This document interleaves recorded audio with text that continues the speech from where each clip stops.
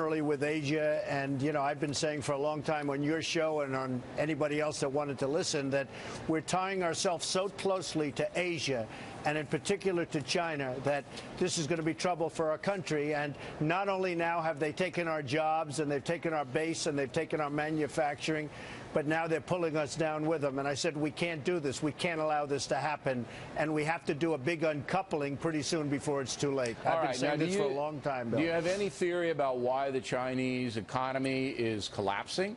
Do you have any knowledge of it at all? Because it's funny money. They devalue their currency constantly in order to take our jobs and lots of other countries' jobs, frankly. They've done a pretty big number in Europe, too. Not as good as they've done to us. I said the other day, this is the greatest theft in the history of America, with the money that they've taken out. We have rebuilt China, but now it's gotten to a point. They've devalued their currency to take even more from us. And we have nobody that's competent. We have nobody that knows what's happening. We have nobody that knows how to handle China. And believe me, we have all the cards. But they've devalued to a point where they wanted to take even more money out, even more jobs out, increase, and all of a sudden they have a big, fat, beautiful balloon that is popping right now. But it's taking us with us. Very briefly, say you're talking to somebody on the street and they go, Mr. Trump, I don't really understand what devalue the currency means. What does that mean to me? I buy stocks in my IRA. I expect them to be, profitable, and now they're not because of China devaluating their economy. What does that mean? Well, they're not devaluing their economy. They're actually, in some ways, currency. Increasing their yen. They're devaluing their currency, and by doing that, they're cheapening their currency, and they're making it very inexpensive. They will be able to make goods for far less than our goods. We make great product, but it's impossible to compete when the product is so much more expensive. All right, so eventually, what they're doing, though, leads to depression, Bill. They're flooding money into, eventually. All right. So they got 1.5 billion people, and they're flooding money into the provinces around so that people don't starve because there's not enough legitimate business to support 1.5 billion people. So therefore, then when they pay us... But, Bill, the problem is they're taking the business from us. So they don't want their people to starve. We all agree with that. That's wonderful. But what they're doing is they want our people to starve. They're taking our business away. I got it. They've taken our jobs them away. All right, if U.S. companies, they go over there voluntarily because the labor is cheaper. But now the U.S. companies are being paid back with money that's not worth as much money as they made the deal. So they're getting hosed, aren't they? Well, not only that, how about we owe them $1.4 trillion, and those dollars become strong? The word strong dollar sounds good, but it's costing us a lot of money. There's some nice things about having a strong dollar, but there are some really bad things. And number one bad thing is we're not exporting anything. We are going to be in big trouble. It's getting worse and worse. And ultimately, the balloon is going to pop, and it's going to get very ugly. And you're starting to see the beginning of that. Okay. Now, the reason that a lot of politicians favor the trade with China is because when China's tethered to us by having so much of our debt holding our bonds, it's less likely they will cause military trouble to us. So if you're tethered to somebody economically, if your welfare means their welfare, then it's easier to control them. That is the original intent of all these Chinese deals, is it not? I don't think so at all. I don't think it's the intent. It's not the military intent. If you look at China with the wars with Japan, Japan would constantly beat them in wars. So I don't think that's the problem. I think the problem that we have is that we have a country that got away with murder for many years. They've built their bridges, their roads, their everything. They built infrastructure, their airports, like we don't see in this country. Where are we building airports? And look at LaGuardia Airport, look at Kennedy, look at LAX and Los Angeles. They're like third world airports. So you're not buying the fact that keeping your enemy close. I don't believe that. Keeping your enemy close is a good geopolitical strategy. You don't buy that. No, I don't believe that. I don't believe that ever took place. I think that what has happened is China has gone out of its way to devalue. They got away with it. They kept devaluing, and all of a sudden they built this monster, but they've also built a monster bubble. Okay. Two people coming to the United States of note in September. The Pope, okay, and the President of China is coming. A man named Xi Jinping. Do you know Xi Jinping? I never heard of him. I don't know who he is. But he's the president. He's coming smart. over. He's getting a big dinner free at the White House, addressing the UN. If you were president, would you throw him a big dinner? I would not be throwing him a dinner. We've had this conversation. I'd get him a McDonald's hamburger and I'd say, we got to get down to work because you can't continue to devalue. You know, we'll give him a state dinner, and what he's done is sucked all of our jobs, and he's sucked the money right out of our country. It. U.S. companies do it. They're doing it. So you would be confrontational with the Chinese? You're saying, look, I'm not giving you a dinner. Here's a Big Mac? I mean, really? Is that what you're going to do? I would give him but I'd give him probably a double-sized Big Mac. Look, it's not so much the companies, it's our government that allowed China to do this to us. I don't buy that for a second. Those companies, they go over there because they want as much money as they can. They go to Mexico. Our government lets them do it, but this is a free nation. So if they want to go and do it, you can't stop them. Now, you could punish them. Bill, our government should have stopped China from devaluing. They never even bring them up. It's the number. Of course they can. How? You know how they can? Yeah, how? Very simply.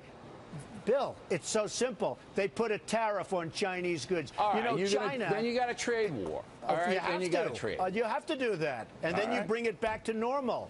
You have no choice. You do that. Our government doesn't even. And by the way, China does it to us. Do you think that we sell to China without a tariff? They call it a tariff. I call it a tax. There's no question China's the taxing imbalance. our goods. There's no question the imbalance. There's a total imbalance. Right. You know what the big imbalance is? Right. Intelligence. Their leaders are intelligent. Ours aren't. We don't know what we're doing. We had to do this, and it should have taken place a long time ago, and you wouldn't have this bubble right now, Bill. Okay, so I'm not going to get Xi Jinping and you together. I was going to take you both out to dinner. I'm not doing that. So I think it might be bloody. I'd get along with him very well. I know. I have great relationships with China and the Chinese. You'd be vacationing in the Yellow Sea with him. I know. All right, now I'm going to hold Mr. Trump over against his will to talk about immigration because Jeb Bush joins us now from his headquarters in New York City.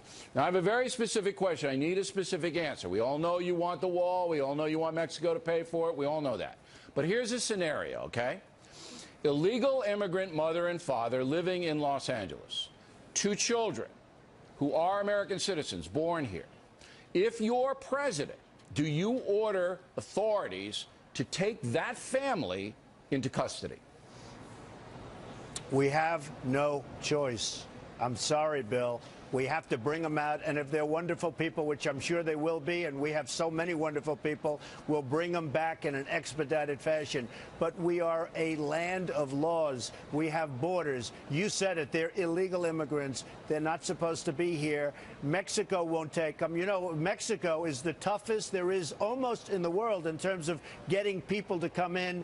They can't come in. You can't become a citizen of Mexico. They laugh at us. They can't believe the stupidity of the United States. But we have no choice, and we'll bring them back if they've done a good job. We bring them back, Bill. Okay, if they've done a good job, we bring them back. I got the theory. All right, 2 American citizen kids. All right, you got 2 illegal alien parents. They're living in a house, a little house in the east side of Los Angeles. All of a sudden, ICE agents show up. All right, knock on the door and say, "You have to come with us." Put them in a van. Bring him to a detention center. You're willing to do that? Bill, I don't want to do it. I have a bigger heart than anybody running, but we have a country that's totally out of control. We have no laws anymore. We have no order. We don't even know how many people are in here illegally. We have to get a process started. If you remember, isn't there a better way than that kind of a confrontation? Bill, let me just tell you something.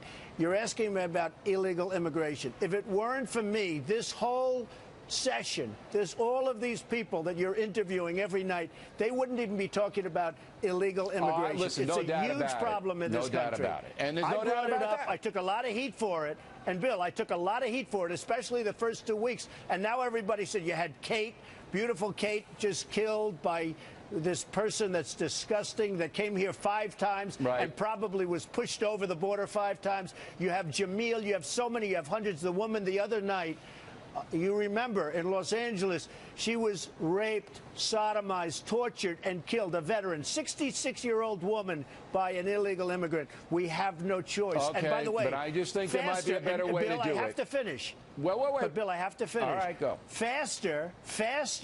We have no choice. You know, the gangs that you're talking about in Baltimore and in Chicago and in Ferguson and all this stuff, you know, many of those gangs are illegal immigrants. These are tough dudes. They would be, if I'm elected, they're going to be out of there day one. We're going to get them the hell out of our country. And I don't they mind shouldn't that. be here in the first place. It's and the they're other, going to be it's out the other, so fast, the your head law-abiding will spin. people with the American citizen kids. Now, Jeb Bush, probably the one that's running closest to you in most of the polls, was on the southern border today and said this.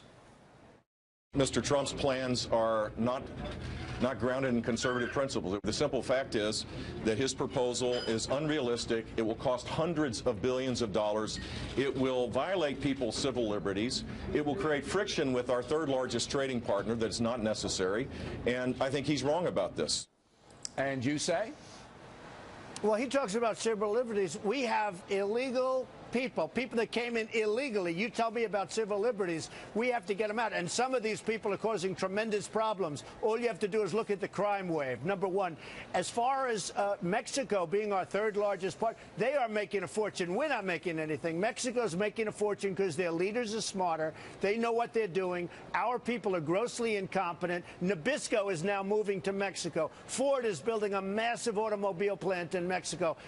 They took a plant from Tennessee. It's going into Mexico. We're getting killed. So he can talk about, look, Jeb Bush is a nice person. He doesn't have the energy or the capacity to make our country great again. That I can tell you 100%. And you do need the wall. The wall is very important. And I think even you agree with the wall, Listen, Bill. I think you're right about the wall. I think you're wrong about the mass deportations and going into families. I think they have to be held accountable. And I think they have to be registered and they have to go through the process. But I can't possibly see how the courts, the federal courts, are going to allow federal agents to kick doors in and drag people out, especially when their kids are American citizens. Last word. I don't believe it'll be done that way. It'll be done in a very humane way, and they'll come back in, and they'll be legal, and people will be happy, and we'll have a country again. Right now, we have no border. We have people illegally in this country all over the place. Nobody even knows how many, and we have to make our country strong and smart again, Bill, because what's happening to this country is very sad, and we're a laughing stock all over the world. Remember that. All right, Donald. Always